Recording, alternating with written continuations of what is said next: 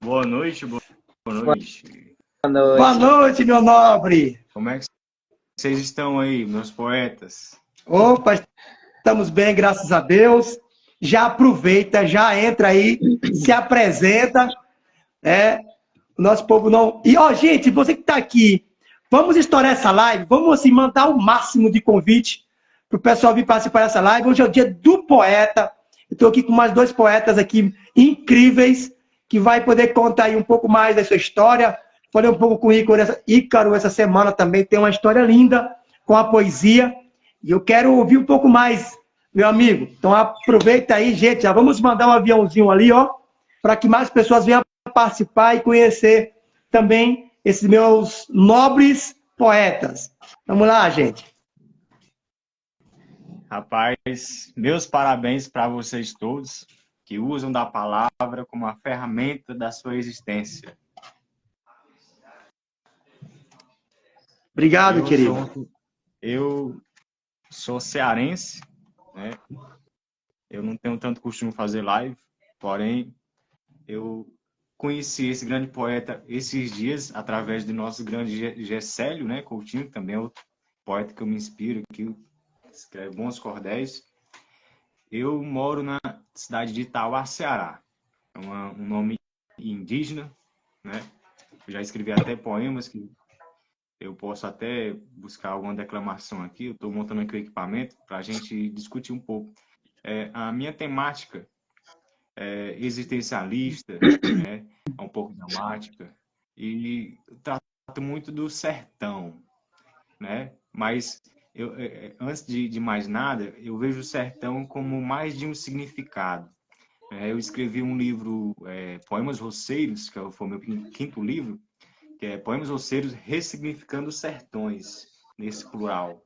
Né? Ressignificar o quê? A gente vê que o sertão só é aquela coisa seca, aquela coisa desértica, caatinga, né? Mas existe um sertão dentro de cada um que a gente não percebe, não é verdade? Então, eu tento, quando eu trazer um outro significado, então, ressignificar os sertões, né? Esse sertão em que a gente pisa de forma material com o nosso corpo e aquele outro sertão que é onde a nossa alma vagueia por aí, né? Atrás das poesias, atrás dos poemas. E diante de tudo isso, eu escrevi um texto hoje que eu estava até trabalhando em uma... se eu estiver falando bastante, vocês me digam, porque às vezes eu sou tagarela. Não é de fato um poema, mas uma reflexão sobre pode ser uma prosa.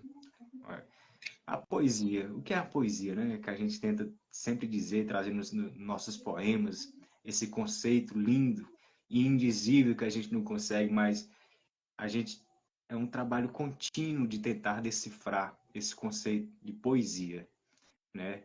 Então, a poesia eu não sei o que é, porque eu não sei definir a poesia. É a poesia que me define, entende? Ela que me leva para os lugares, me tira daqui, me leva para outros lugares. Eu viajo, né? Eu surfo, sabe?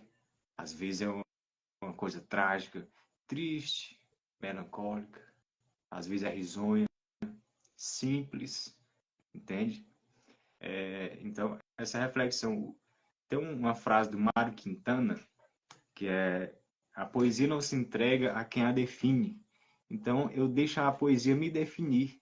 Então, eu pergunto à poesia, quem é o Ícaro? Né? Aí ela vai tentar escrever um pouco sobre mim. Então, é meio que a poesia é um pouco abusada. Porque a poesia pega na minha mão e escreve sem que eu queira. E não tem hora. Ela não sabe chegar e pedir licença. Né? Ela não sabe distinguir passado, presente e futuro. Não tem hora. Ela não deixa nem a gente comer na hora do almoço, é na hora da janta, na hora que a gente acorda, quando vai dormir, é de madrugada. Quando você está no banheiro, é em qualquer local, numa fila que você vai pagar um boleto. A poesia ela é abusada. Então, ela é uma flecha. Sabe a ideia de Cupido que tem? Então, a poesia é mais ou menos isso. Ela dá uma flechada em você e, inesperadamente, aí você fica... Meu Deus do céu, o que foi isso? Aí, de repente, você já está escrevendo. Entende? É mais ou menos isso que eu tentei escrever hoje, né? A poesia, para mim, ela tem me salvado de mim mesmo e me ajudado a me conhecer, um autoconhecimento, né? Eu não sei, eu não pedi para ser poeta, né? Mas eu acho que nesse percurso da vida a poesia me encontrou, né? E eu estou gostando da ideia, né? Estou gostando e me sinto em casa, me sinto em um lar quando estou falando de poesia, sabe? Sabe, você já escreveu um poema que quando você termina que vai ler, você dá aquele suspiro fundo? Meu Deus, não foi eu que escrevi isso aqui não, porque não pode, né? É uma estranheza às vezes, né? Então, é mais ou menos isso, essa energia linda. E eu falei apenas uma parte introdutória, eu não cheguei a falar ainda do meu sertão, né? O sertão é um pouco escasso, porém a gente tenta inventar um outro sertão através da poesia, né? A gente tenta sair do Ceará pela poesia. Por exemplo, eu cheguei em São Paulo, né? Tem um poeta aí que é de São Paulo, tá morando em São Paulo, né? E o outro é... O Ceará também, eu sou seu conterrâneo, rapaz. Meu Deus, cara. E eu falando aqui do sertão, e o cara... Desculpa, viu? Não, tudo bem, É, mas, eu tô ouvindo aqui a sua história, pode continuar. eu... Então, assim, independentemente, quem teve a nossa infância foi um pouco diferente da infância de hoje, né? Tipo, aquela infância que você brincava na rua com bola de pano, né? Você fazia as travinhas com chinelo, você brincava, e lá vem moto, lá vem moto. Aí você tirava a bola e todo mundo saía, a moto passava, tu ia brincar novamente. Brincar, tinha brincado taco, tinha várias brincadeiras que hoje a gente não vê mais tanto isso. Questão cultural, tradicional, sabe? Era tradição você sentar na calçada, contar uma história, né? Na minha poesia eu tento trazer muito isso, essa questão cultural e tradicional. Tem algum poema meu que, que escreve sobre isso, que é... Antigamente, eu tinha um avô que ele conta a história de um lobisomem, sabe? Você sentava na calçada e todo mundo parecia uma palestra, todo mundo escutando aquelas histórias de monstros, de almas, de lobisomens, e você ia dormir com medo, entende? Aí todo mundo se reunia na calçada para conversar à luz de velas, não é verdade? É Só que hoje é verdade. um pouco diferente. Hoje é diferente. Né? Então, a minha infância foi mais ou menos isso, correndo de pé descalço no meio da roça, né? Correndo na chuva, né? Na Correndo na chuva, chuva, na tomando de mão, chuva. isso mesmo. E era bom quando vinha a chuva, quando você via a chuva batendo no mato, tu já ficava esperando na calçada. Rapaz, Verdade. é muito bom. Isso faz parte do poeta. Eu não consigo ver o poeta sem essa criança, entende? Essa infância, né? Esse poema, Os Roceiros, né? Ele trata muito da minha infância, que eu falo exatamente da roça, da roça, das experiências. É, por exemplo, existe um poema que se chama O Pilão Pisa, mas nem pé tem. Vocês entendem? O pilão pisa, mas nem pé tem. Como é que o pilão pisa? E sabe? Você pega a mão do pilão para pisar o xerém. Mas é uma mão que não tem dedo. Como é que agarra? Entende? Então, como é que é a vida do pilão? Que ele tem mão, mas não tem dedo e pisa sem pé. É uma vida. Eu digo, se o pilão pensasse, ele entraria em crise existencial. Entende? Porque ele não conseguiria se entender. Como é que eu tenho mão e não tenho dedo e eu piso sem pé?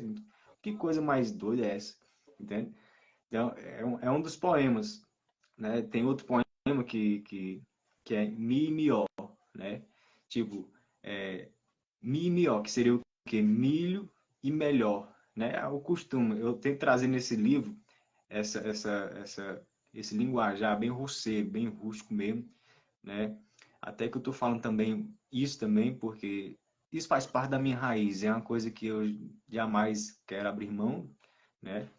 Eu escrevi até, acho que até um poema esses dias, que quando você rega a tua raiz, né? que a árvore vai crescendo, quando a árvore cresce, aí brota uma sombra. E essa sombra sombreia a própria raiz que você regou. Então, essa sombra vai trazer sombra para ti mesmo. Entende? Que é interessante. Então, mió, né? Se for com queijo, fica mió. Eu tô falando de quê? Tipo, da pamonha, do cuscuz, que você vai comer. Você vai comer o né? Se for com queijo, fica melhor, né? Entre ramo e vamos, ou vamos ou embora. Nessa decisão ou indecisão de ir, ou se, entende? A gente deixa de ir, não sai do lugar, né? Tipo, continuando esse poema, ó o Gessélio aí, ó. Entra aí, compadre Gessélio. Poeta. Hoje é o teu dia, meu amigo.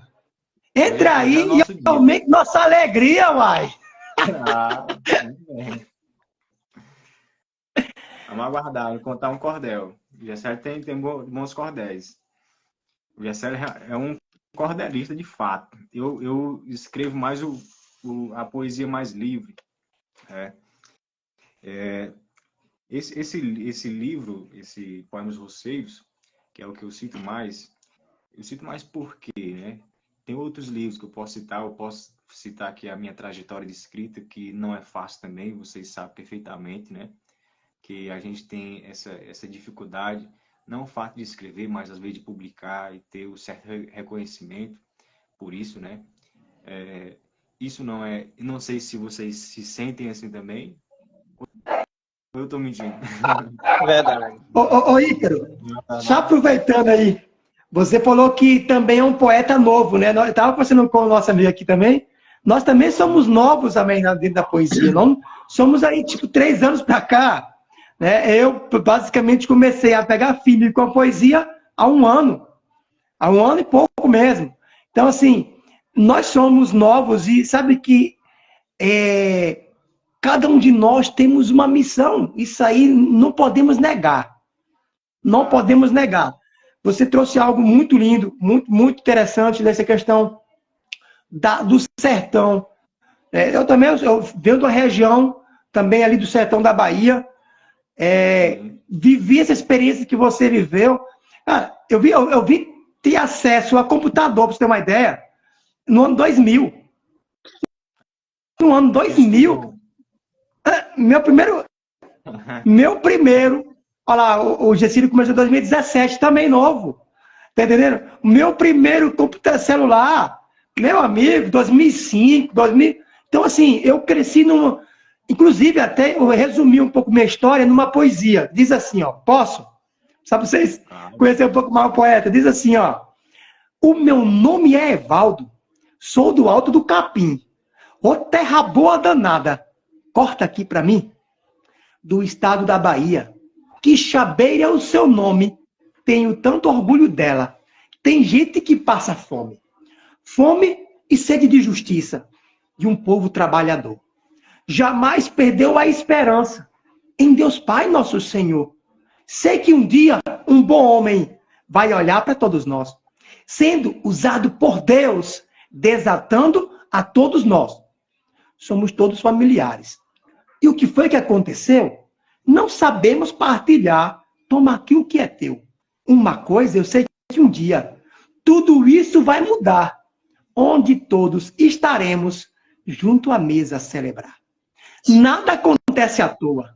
Tem o plano e a mão de Deus. A mudança começa agora. Vamos junto, vocês e eu.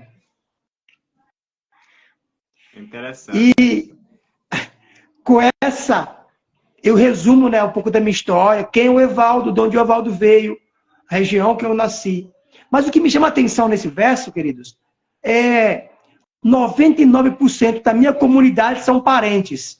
Talvez as de vocês também sejam. Né? E como todo parentesco tem as suas dificuldades. E eu me lembro muito bem, uma visão que Deus me deu, de a minha comunidade celebrando, numa grande mesa. Por isso que eu coloquei, né, nesse verso, essa questão da grande mesa. E nada de fato acontece à toa. Não foi à toa Deus me conectar com vocês. Não foi à toa o Ícaro me chamar essa semana. Não foi à toa falar com o nosso amigo também. Não foi à toa. Nada acontece à toa na nossa vida. Não foi à toa Deus me dar a ideia de criar o Poetisa e Conecta. A nossa plataforma. A plataforma específica para a poesia. Gente, nada acontece à toa. Então, assim, eu, Evaldo, hoje, no Dia do Poeta, estou muito feliz de ter vocês aqui comigo, né, podendo aprender e conhecer um pouco mais vocês. Ó, gratidão pela vida de vocês, viu? Eu espero repetir isso mais vezes, né? E quanto mais a gente repete, mais a gente compartilha, mais a gente incentiva um ao outro, mais a gente escreve, né? Porque às vezes há dias que a gente não tem aquela inspiração que a gente gostaria de ter para escrever aquilo que a gente deseja, né? Aí, às vezes a gente nesse bate-papo aqui vai ver que não surge um poema, o primeiro encontro do Dia do Poeta, o primeiro encontro do grupo dos poetas, o Dia do Poeta, o encontro marcado. Aí vai ver que não surge um verso, alguma coisa, porque assim, independentemente da situação, eu escrevo um verso. Entende? Não importa onde quer que eu esteja, com quem eu esteja, o que eu esteja fazendo, comendo ou bebendo, eu tento escrever isso porque isso é uma marca daquele dia. Entende? Tipo, quando eu tiver com meus grisalhos e tal, eu vou lembrar achando graça daquela coisa que eu fiz na infância, né? Que eu gosto muito de fazer isso, né? Por exemplo, hoje de fato surgiria um ótimo verso, né? O encontro marcado do Dia dos Poetas. Então, daqui a uma semana, daqui a um ano, esse poema de hoje será como a abertura, a introdução, a primeira oração, a meditação, entende? Daqui a um ano ou 10 anos a gente vai estar lembrando desse encontro, através desse poema, entende? O que é que vocês acham? A gente pode pensar, depois chamar o Gessélio para compor esse verso. Cada um faz uma estrofe, entende? O que é que vocês acham da ideia? Top, já, top. já vamos começar agora, já aí, ó. Pega o seu caderno e comece agora, meu amigo. Ó, o meu já peguei aqui, ó. Cara, a gente pode... Porque às vezes a gente vai falar sobre a poesia, sobre a experiência, às vezes dá um branco, e às vezes quando vem um monte de coisa, sabe? Eu vou falar um pouco aqui dessa trajetória, da minha escrita. Eu comecei a escrever no final de 2016 para 2017. Só que meu primeiro contato assim, com o livro foi com um livro, Ética Nicômaco, de Aristóteles. Então eu meio que entrei de cara na filosofia. Através da filosofia eu acabei conhecendo o Shakespeare e o Fernando Pessoa, né? Aí li alguns sonetos do Shakespeare e aquilo me incentivou ele dava uma música. Shakespeare é muito foda. Aí Fernando Pessoa me chamou a atenção pelo fato de ser mais profundo, existencialista. Parece que ele estava tacando o dedo na minha ferida, sabe? Ele sabia onde colocar a palavra para me escutar, né? Aí daí já veio os outros poetas brasileiros, o Carlos Drummond. Aí eu sou muito viniciano, Vinícius de Moraes me incentiva bastante, né, a escrever sonetos, até a prosa poética, né? Então, antes de ser poeta, eu sou um escritor. Depois que eu escrevo aquilo que é para me escrever, que é a forma da escrita, né? Às vezes até eu comento com a galera, eu escrevo um texto, e esse texto, né, depois de estar escrito, ele pode ser um verso, pode ser uma crônica, um conto, né, pode ser um ensaio filosófico. Então, é meio que antes de eu ser poeta, eu sou escritor, entende? Isso aqui tem um livro que é para ser escritor, eu não estou lembrando o nome do autor, que ele trata muito isso, sabe? Vocês gostam de escrever uma poesia, mas como é a forma poética que vocês mais se identificam? Cordel? Olha, eu tenho... Fala você aí, meu amigo. Fala você primeiro, vai. Já falei demais, você tá muito quietinho aí agora. Depois que eu você ficou quietinho. Mas É eu verdade. tô vendo a história, ouvindo aqui um pouquinho da história do Ícaro, é lindo sua história, Ícaro. A gente que é do sertão, o meu amigo também, Evaldo, é do sertão, a gente se identifica muito. Mesmo eu e Evaldo, a gente morando numa grande cidade, mas a gente não esquece as raízes da gente. E o Ícaro, desculpa, falou tudo aí que a gente passa. A gente vem de uma área rural, mas a gente, mesmo na cidade, a gente não esquece. Isso é Com bom certeza. porque a raiz da gente é fortalecida, a gente leva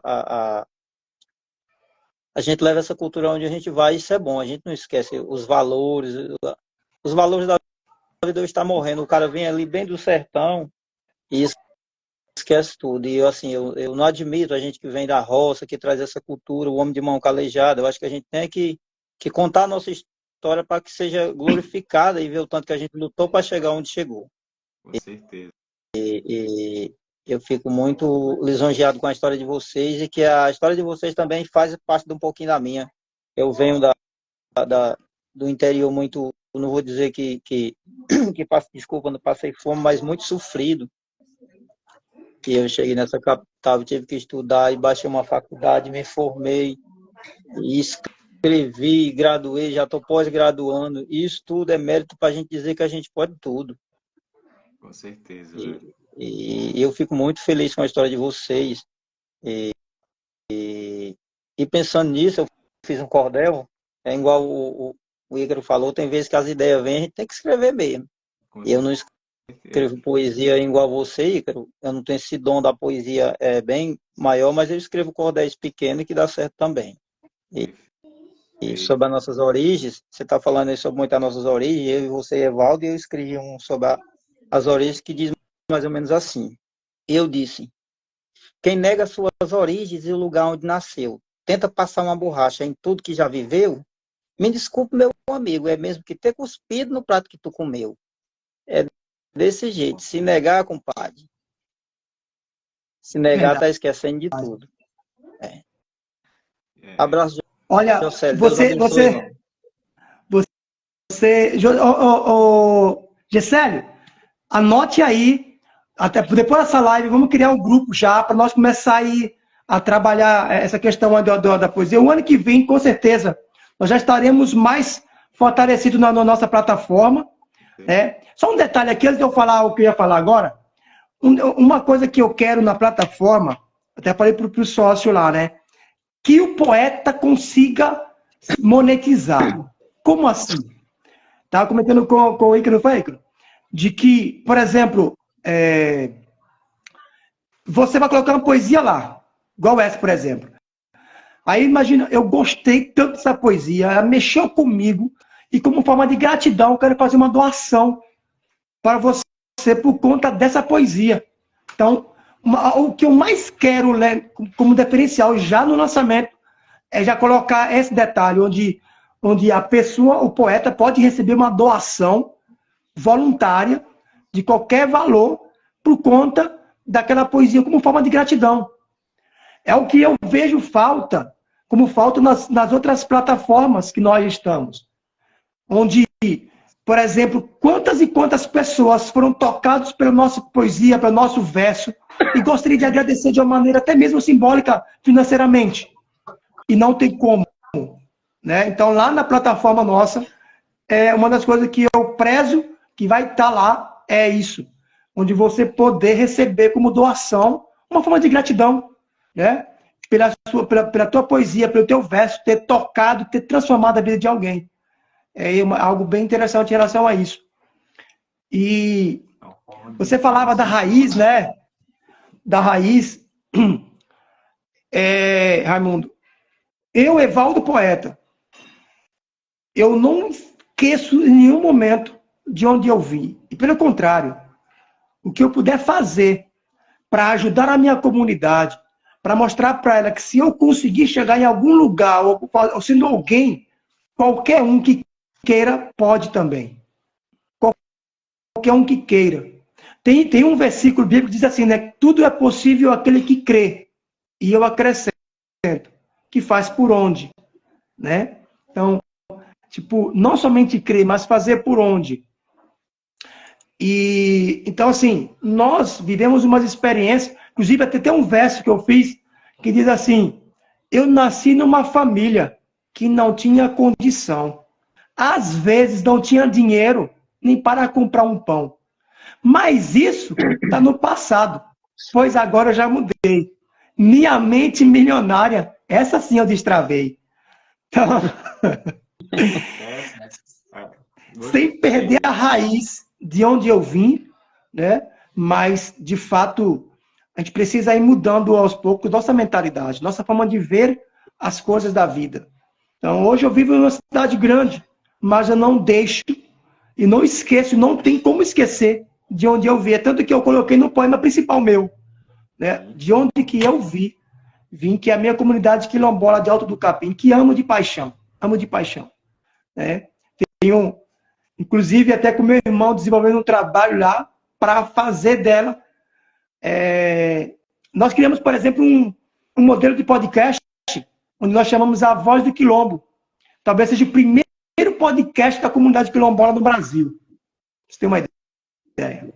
Então, eu amo demais, cara, a minha comunidade. Falar dela eu falo assim com alma, com minha alma. Tem um camarada aqui falando muito sobre licuri, talvez você veja algumas mensagens.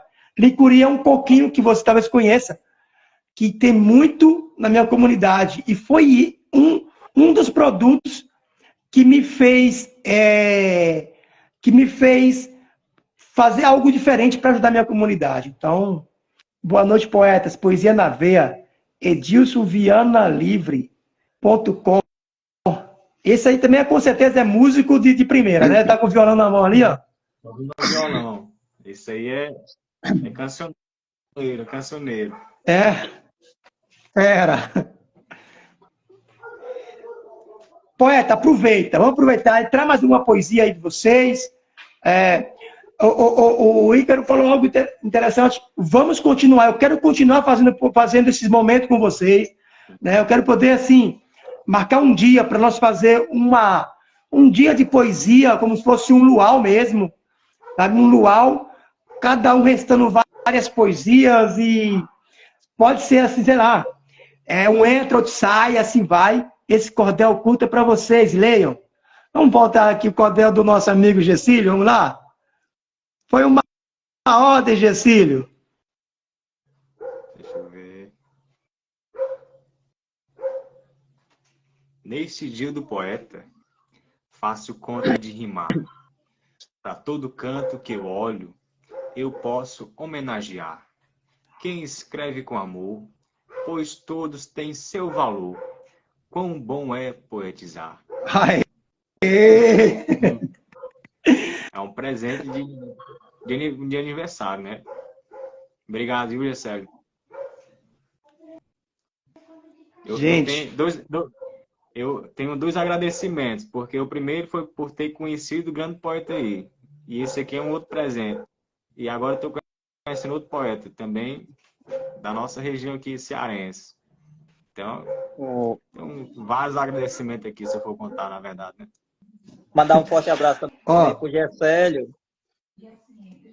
Mandar um abraço para você também, Gessílio. Gessílio, a gente sempre está se falando, e agora no dia do professor, acho que o Gessílio é professor também. Sim.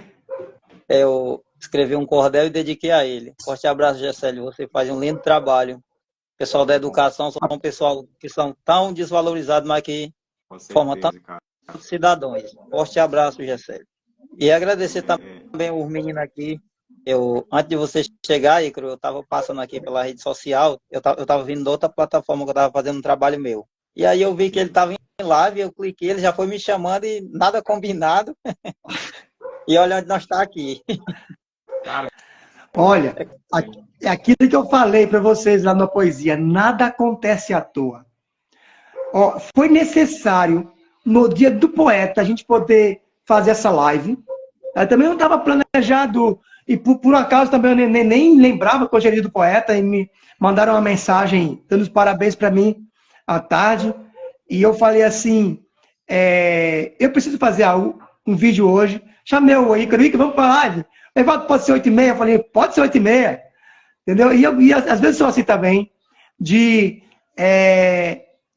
ser espontâneo, de fazer sem muito estar preparado, porque é nesta hora que se forja de fato poeta, é nessa hora que sabe quem de fato é, né? Então, para mim é uma grande alegria estar aqui com vocês. Eu vou deixar esse vídeo salvo, vou marcar vocês, colocar como colaborador, se vocês quiserem, aceitem, para que esse vídeo possa também estar na plataforma de vocês. E, assim, nós temos uma missão, e a nossa missão é muito grande. Eu me lembro muito bem, no ano passado, quando Deus me deu um número, 1 milhão. Esse 1 milhão eu vejo que é muito grande. É 1 milhão de poetas que estão adormecidos, que têm mensagem poderosa como a de vocês, mas por vários motivos pararam de escrever, pararam de ler, pararam de recitar. Por vários motivos. Talvez porque desacreditaram. Talvez porque alguém disse para ela, mas você não tem capacidade. Então, quando Deus me deu esse número, simplesmente eu aceitei como uma missão de vida. E sabe quantas pessoas que eu já vi falando assim, eu voltei a escrever por causa de você, aquilo mexeu muito comigo. Eu estive na Bahia agora, em agosto, e um poeta também, ele escreve muito bem, e ele falou assim, Evaldo, você é uma inspiração para mim. Eu vou voltar a escrever todos os dias por conta de você. E ele é da minha comunidade. E quando eu ouço depoimento como esse, eu percebo o seguinte, estou no caminho certo. E nós, artistas, o que nos motiva é, de fato, ver os frutos do nosso trabalho. É ouvir de alguém falar assim, poeta, a tua poesia mexeu comigo. A tua poesia melhorou o meu dia. A tua poesia aumentou minha alegria. A tua poesia aumentou minha energia. Então, quando eu ouço um feedback de um verso tão simples, que parece que não é nada quando escrevemos, mas é muito para aqueles que não sabem nada, eu me sinto muito bem e fico muito feliz. E feliz ainda poder conhecer vocês aqui agora. E saber que nós, olha só, nós infelizmente temos nós queremos andar sozinho.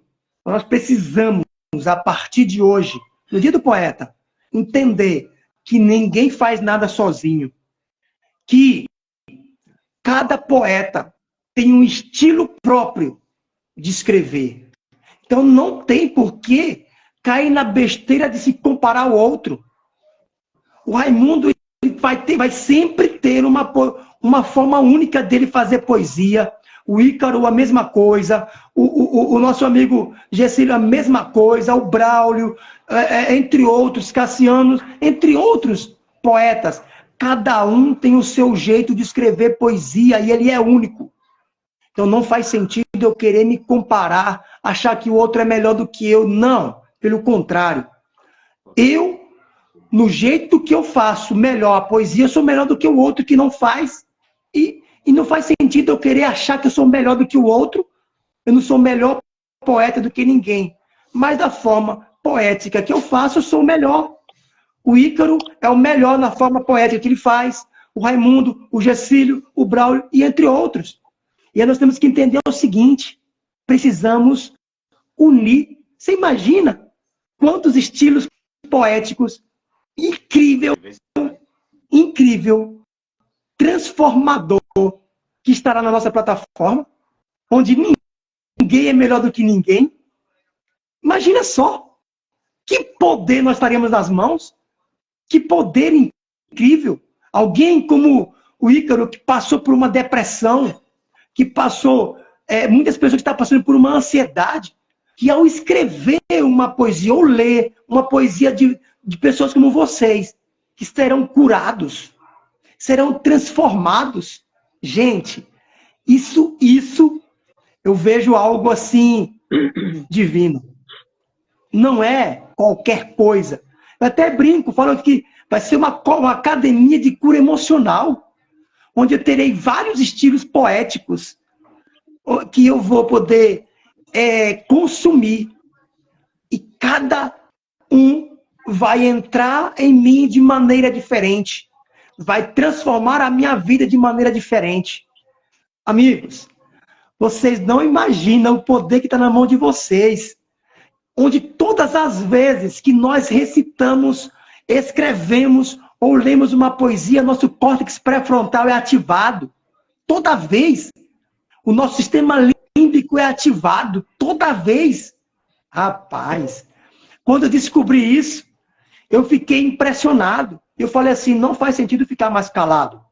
E nós precisamos aqui um ajudar o outro, um motivar o outro a não silenciar mais a nossa voz e fazer da nossa voz, ou emprestar nossa voz para Deus falar com as pessoas. Tá entendendo? Então, assim, nós temos um arsenal nas nossas mãos. Eu falei mais cedo, a poesia, ela passa pelo meio do cérebro direito e do cérebro esquerdo. Ele não pede permissão para acessar o inconsciente das pessoas. Então, quando eu lembro, por exemplo, do poema Terapia, que foi muito utilizado lá na antiga Grécia, o poeta era considerado curandeiro. Olha que doido isso. Quando as pessoas estavam com algum transtorno emocional, chamava o poeta. O poeta recitava uma poesia, eles eram curados. Gente, o meu cérebro bugou quando eu descobri isso. Eu falei assim, por que os poetas ainda não descobriram isso e utilizam ou começam a falar mais sobre isso e possam de fato usar a poesia como uma terapia? O Ícaro é exemplo de que a poesia ela é terapêutica e muitas pessoas, sem saber, já se beneficiaram da poesia dessa maneira, como uma terapia, mas não sabia. Então, assim, eu hoje também, como terapeuta que sou, e Deus me dá a poesia como uma ferramenta, onde a gente pode ajudar as pessoas a se descobrirem, a se conectarem com ela mesma. E aí a poesia tem isso, amigos. Tem esse poder de conectar poetas consigo e com o outro, e também com ele. Falei demais, mas Não, agora não, eu quero não, que vocês não. falem também. Aqui eu vejo isso como uma terapia, entende? Aqui já a terapia em si da poesia. Eu acho linda a poesia. Eu citei esse exemplo que aconteceu comigo uma vez. Quando a gente conversou, né? A gente estava numa discussão poética, aí eu fiz uma declamação de um verso, de um livro. Aí eu comecei a falar de sentimentos. Aí uma pessoa começou a chorar. Aí, tipo, a gente fica, como assim? Eu não tô entendendo. Aí depois você vai começando a entender aos poucos que a poesia é isso. Porque ela vai lá no sentimento e belisca. Entende? Aí ela vai lá no sentimento e belisca. Aí de repente você começa a chorar, você meio que sem entender por que tá chorando. Entende? É involuntário. As lágrimas caem sem que queira que caiam.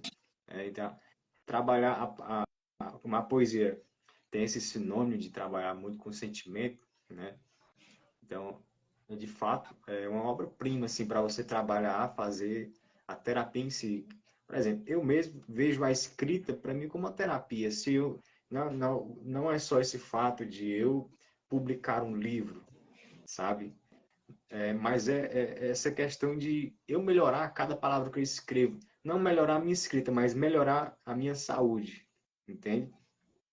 Porque você vai colocando aquilo para fora, né? Você vai refletindo o que colocou, né? Escreve outra coisa a partir daquilo que já escreveu. Então, se eu fosse definir a escrita, dentre tantas definições lindas que existem, uma delas seria terapia. Escrever é uma terapia, entende? É uma coisa que eu tento sempre incentivar quando eu indico um livro para alguém. Lê o livro, mas escreva alguma coisa sobre o que você leu, entende? Para não ficar só na leitura, entende? Quando eu tento incentivar essa escrita, a produção literária a partir da leitura. né? Porque você apenas fica colhendo, né? E o mundo quer uma resposta sua, né? E aí o mundo cobra isso da gente que é poeta, né? Socialmente, né? Existencialmente cobra isso, né? A poesia em si, ela nos cobra, ela belisca a gente direto, entende? Tipo, meu irmão, você está demorando muito para escrever, vamos escrever um poema, a poesia fica te beliscando lá. Enquanto você não escrever, você não se aquieta, velho. É mais ou menos isso, né? Então, como um beija-flor que vai colher uma flor. Então, é como se a gente fosse a rosa e o beija-flor fosse lá, aqui e acolá. A gente não sabe a hora que ele vem, né? Se é de manhã, de tarde. É uma coisa bem diversa. Senhora marcada, a poesia entra, arromba sua porta e cai no seu caderno. Né? E... Verdade. Sabe, você falando aqui me fez lembrar, quando nós estávamos falando sobre o Gercílio professor, infelizmente, nós sabemos que a poesia não é tão ensinada hoje como era antigamente. E nós sabemos o poder que a poesia tem. Olha lá, o Gercílio falando, vamos ter que ler isso aqui. Vamos lá. Cara, assim, eu escrevo justamente para que a mensagem possa tocar o coração das pessoas. Em qualquer situação que ele se encontrar, algo vai tocar. Não penso em dinheiro com minha poesia. Se vier, ótimo. Se não vier, é ótimo também. Eu simpatizo com o seu pensamento, entende? Há uma identificação tipo com a identificação de dor, né? A gente quando a gente passa por uma dor, então a gente meio que tem essa sensação de que pode ajudar o outro e que de fato a gente ajuda através da escrita, de uma conversa, né?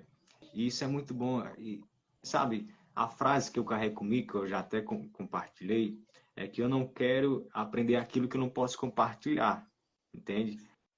Então, o meu modo, por exemplo, dentre tantas formas poéticas, eu ensino o meu modo. E adoro ver os outros modos para aprimorar o meu, entende? Então, cara, eu acho isso fascinante. Até a gente ter essa característica que você falou agora da questão do estilo, isso é muito bom a gente tentar buscar o nosso estilo, né? Porque é nesse estilo que a gente coloca um pouco da gente, né? Quero me encontrar com vocês. Pô, também. Seria uma honra, né, mano? A gente nunca fez uma live, hein, Gisele? Quem vai administrar é o poeta aqui, ó, as lives. Ó, já aproveitando enquanto você falou isso aí, teve uma época que eu comecei a fazer umas lives com um poeta lá do Rio de Janeiro, que nós chamávamos de poesia de segunda.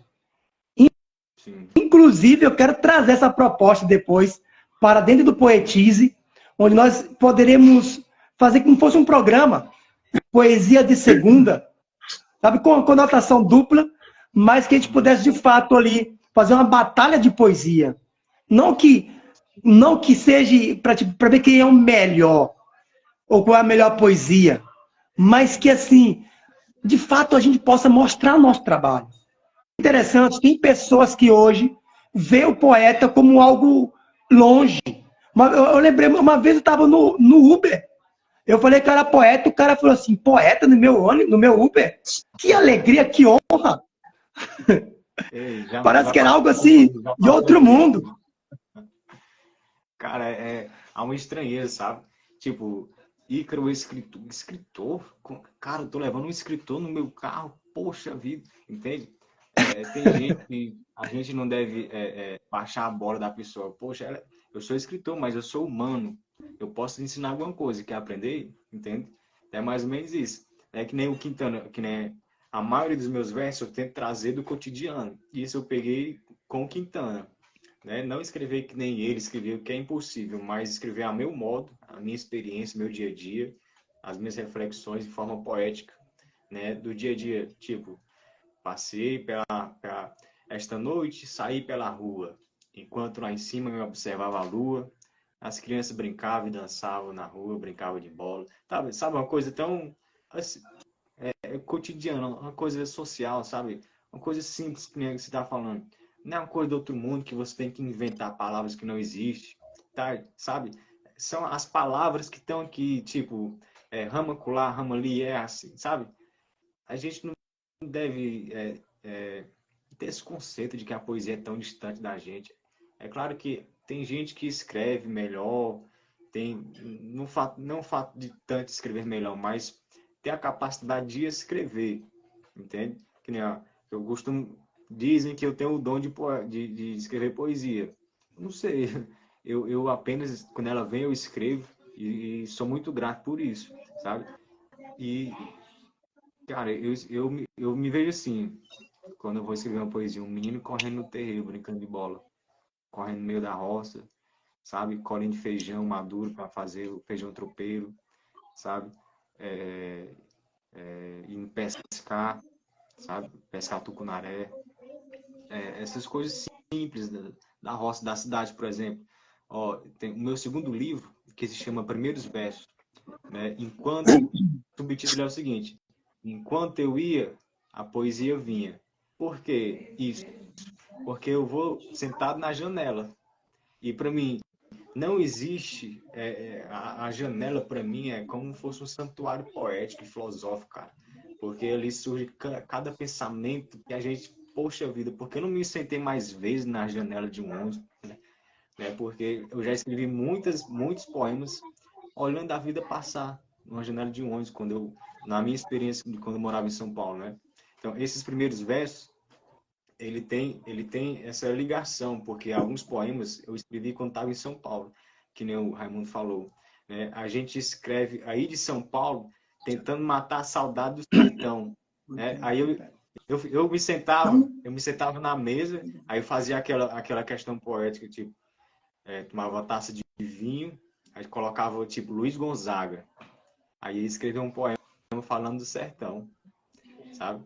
Aí é um dos primeiros eu vou até ler esse poema para vocês, se vocês me permitem, com toda honra. Fique à vontade, meu amigo. E quando você procura aí, ó, o que o Gessílio falou aqui, quero me desculpar ao vivo com o Evaldo, pois ele todo dia me manda suas mensagens e a tal da correria nos faz deixar os bons de lado. E a partir de hoje serei um novo ser. Ô, meu amigo. Profundo, viu? Um novo ser. Gostei. Vamos lá. Esse aqui eu falo muito certo, até inspirado. Isso aqui eu escrevi em São Paulo, né? Com a saudade que eu tinha daqui e não podia vir, assim, porque a única coisa da gente se trazer para a gente é através de um poema, que a gente escreve, da escrita. Então, eu me sentei, coloquei a taça de vinho, escutei A Morte do Vaqueiro, né, de Luiz Gonzaga, aí fui escrever esse poema. Então, falar do sertão, bom falador só é quem nele viver. Falar do que não sabe, não fale do sertão, se nunca viu nem um pé de feijão. Aí, no Nordeste, deixa eu ver aqui, essa estrofe aqui. Lá em casa, na casa dos meus pais, cedo meu pai acordava. Fazia um café cedinho, mamãe em seguida acordava. E o primeiro café, meu pai já tinha tomado todinho. Mas vinha logo outro café em seguida, onde cuscuz com leite vinha como companhia. O sol começava a ficar quente, e o meu velho, de bucho cheio, para a roça partia. Entendeu? Uma coisa com tanta saudade, eu acabei escrevendo isso, sabe? Eu vou contar uma experiência que você fala tanto de roça, mas você gostava meio de roça? Claro que não, cara. Claro que não, porque, por exemplo... Eu sei como é que é. Também não gostava muito de roça, não, meu amigo. Porque, a gente está aqui, a temperatura aqui está entre os 36 graus, 38 graus. Então, imagina só, numa temperatura dessa, você quebrar milho, entendeu? No meio de uma roça, aquele pelo, você todo coçando, é horrível, velho. Não é todo mundo que quer isso, não. Entende? Então, antes existiam mais agricultores, porque chovia mais. Hoje não chove tanto. Então, só existe agricultor no sertão se chover. Então, se não chove, cadê os agricultores, cara? Entende? Então, a roça é para quem tem um cangote grosso, como dizia meu pai, né? Esse negócio de você plantar, de plantar no enxadeco, sabe, brocar, isso aí, né? Tipo, você realmente gosta de brocar? Você é apaixonado por brocar roça? Se você disser que sim, cara, é porque você está iludido, porque não pode você pegar e brocar 10 tarefas de roça, quebrar 3 horas da tarde, você é foda, você é um fã, né? Porque aí a minha experiência é o seguinte, de algumas coisas da roça que eu achava mais interessante, era limpar na enxada e plantar na matraca, que eu fiz até um poema, a cantiga da matraca plantadeira, né? Que a matraca vai telec-tec, telec-tec, telec-tec, né? Aí beleza, eu ia com meu pai limpar essa roça e eu não percebi o seguinte, eu ia para a roça já querendo voltar, né? Aí chegava na roça de 7 horas da manhã cansado, querendo voltar para casa, não gostava. Aí depois que eu cresci, na mentalidade que eu tenho hoje, eu percebia que só era eu e meu pai. Ele na carreira dele e eu na minha. E a gente conversava sobre diversas coisas, sabe? E a questão não é a roça, é que eu tinha esse momento com meu pai. Entende a experiência? Comecei a ser tão legal. E a partir disso, eu vejo isso em mim, sabe? É uma questão de espelhamento, né? A inspiração que meu pai traz para mim, né, da roça, a dureza de você brocar 10 tarefas de roça, plantar e não colher nada, velho. O agricultor, para ser agricultor, cara, é difícil. Não difícil, dificílimo. Entende? Tô falando demais? Por favor. Bora, Raimundo. Bora, Raimundo. Pode ficar à vontade. Eu tô gostando, pode continuar.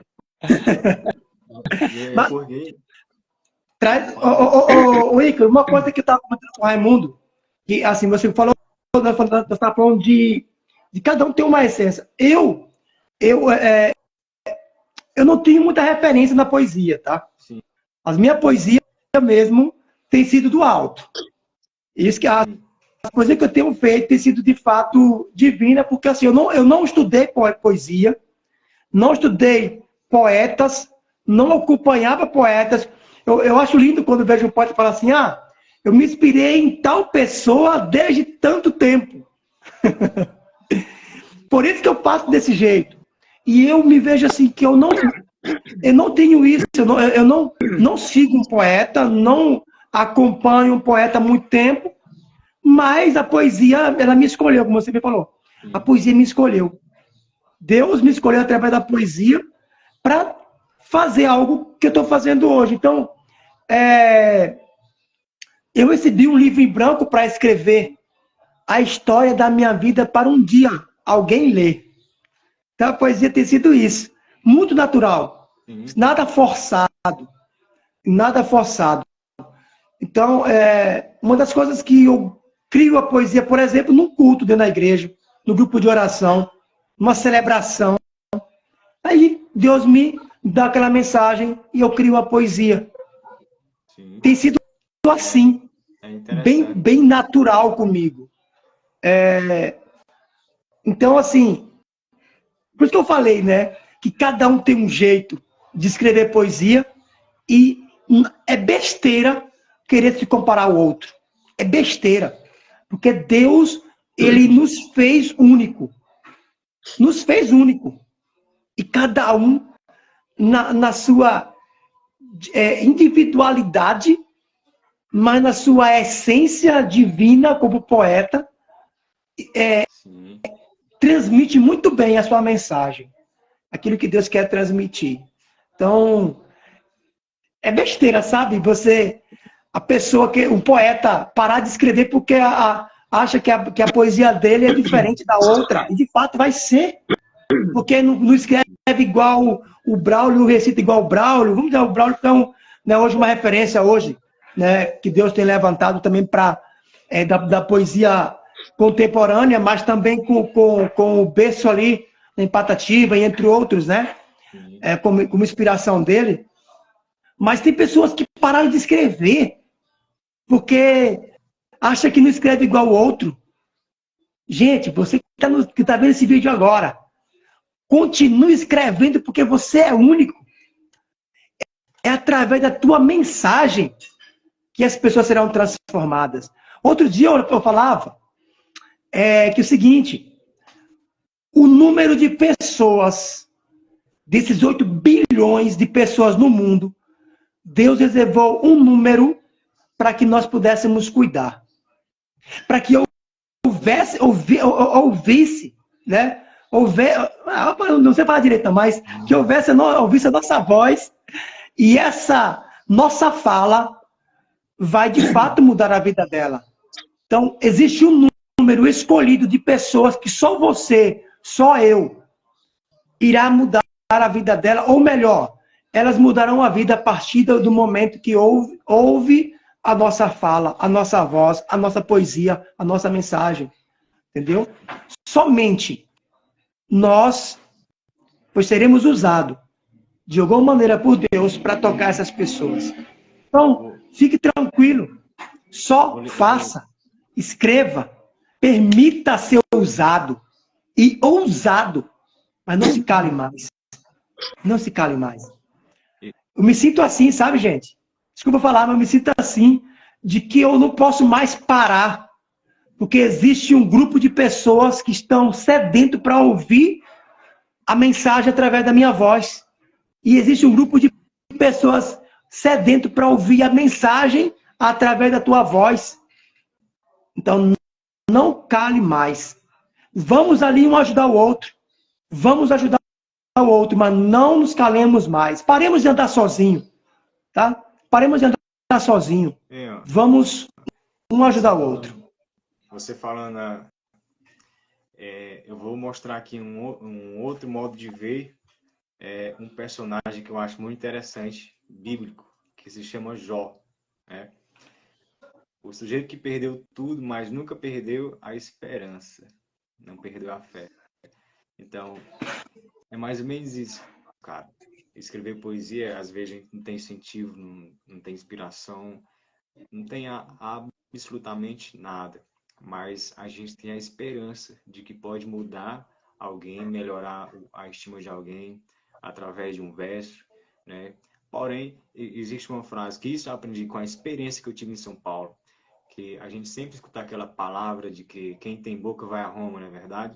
Mas se você não falar, tu não sai do lugar, não é verdade? Então, é mais ou menos isso, cara. Ícaro, eu lembrando aqui, Everaldo também, eu lembrando, eu faço um trabalho em outra rede social, que eu não quero falar o nome aqui, nem devo. E lá, às vezes, eu fico vendo as métricas, onde o pessoal assistiu, quem assistiu, o gênero. E assim, uma coisa que me tocou muito foi que eu fui ver as métricas, como é que estava sendo assistido lá o canal, e eu vi que o maior pessoal que estava me assistindo era na África, em Guiné, numa comunidadezinha lá no... Falar bem nordestino mesmo, lá no fim do mundo. Uma comunidade pobre de negros, que não estou falando preconceito, estou falando uma comunidade sofrida, mas que aquela poesia estava chegando lá no fim do mundo. Isso marcou muito, né? Com certeza. O poder dessa palavra estava chegando lá do outro lado do mundo. E isso me marcou muito. Esse menino, é meu irmão, esse menino. Boa noite, irmão. Deus abençoe grandiosamente. Elias Enox. É meu irmão lá Boa noite, do interior querido. prestigiando a gente. Seja bem-vindo, Elias. Boa noite, irmão. Forte abraço, irmão. Tô com saudades. É isso, velho. A tua poesia chega a outro patamar assim, cara, é quase que inacreditável, porque a gente tem essa ideia de que a gente, pelo lugar que a gente vê, a gente não pode chegar, não pode ir longe. Entende? Então, a gente tem que observar esse preconceito de matuto, porque matuto não é um sujeito ignorante. Existem muitas pessoas que são ignorantes que não são matutas. Para entende? você... Então, você tem ideia. Desculpa. Não é verdade? Desculpa interromper. Para você ter ideia, eu trabalho numa empresa e toda quinta-feira é minha folga. Essa folga é fixa. E aí, quinta-feira, ontem, eu tenho 2 sobrinhos aqui que estavam no colégio e a pessoa que ia pegar não pôde pegar, disse, o Raimundo vai pegar o menino que tá na hora. E era 11 da manhã, e eu fui pegar aqui no colégio, e quando eu cheguei lá, quando eu fui pegar as crianças, a professora olhou para mim e disse, eu te conheço da rede social. E aí eu tomei até um susto, e aí dali eu já fui para a sala da diretora, e a gente já deixou, foi uma palestra marcada para a Semana Cultural que vai ter. Né? De um buscar, ali de um buscar dos meninos que eu fui buscar, já ficou uma palestra marcada para aquele imenso colégio. E aí nessa hora que eu vejo que a poesia. E aí que eu vejo que a poesia é uma teia, é uma rede que liga todo mundo. É isso, aos poucos a gente vai expandindo. Isso, né? Aqui a experiência em prática aqui, a conexão que a poesia nos faz aqui. Não é verdade? Aí eu lembrei sobre isso. Eu lembrei de você, Ícaro, que você falar aqui que você estava no carro e o cara, tô levando um poeta, e quando eu falei que era eu almoçar, mas você aqui, o cordelista, não, só de carne e osso. Mas a gente fica surpreso. Poxa, essa pessoa tá achando que era tipo, um semideus, alguma coisa do tipo, um anjo, sei lá. E aí a gente já deixou a palestra marcada, e se Deus quiser eu vou tentar dar o meu melhor lá e aos poucos a gente vai expandindo, né? Desse jeito. Mas é muito bom. Eu gosto muito de palestrar, sabe? Eu gosto não palestrar assim, dialogar quando vai fazer uma palestra, não. Eu vou, mas eu vou dialogar porque eu fico perguntando a galera aí como é que vocês estão, sabe? Vocês já escutaram alguma poesia? Né? Aí eu vou citando Racionais, vocês gostam de Racionais, é poesia, entende? Aí eu vou citando algum cantor, alguma música que vocês curtem, sabe? Tentando me conectar com a galera, porque a gente tem que tentar e conectar. Então, isso aí é poesia, tu não sabia não, né? Porque a gente tem a ideia de que a poesia é apenas aquele texto escrito lá no livro, mas existe a música que é poética, né? Às vezes a gente não observa que existe poesia, né? Porém, existe música que não tem poesia nenhuma, mas tem muita música que tem uma poesia grandiosa, que ela é o dedo no sentimento, né? A música ela é encantadora, né? Ela joga a melodia, joga a letra, aquela composição, aquele conjunto inteiro ali nos leva a outro patamar, né? O que é que a poesia nos faz, né? Verdade. Você me fez lembrar de uma musiquinha aqui que eu fiz também. Se quiser, eu posso estar tocando rapidinho para vocês. Pode tocar. Claro. Peraí, deixa eu pegar aqui meu violãozinho.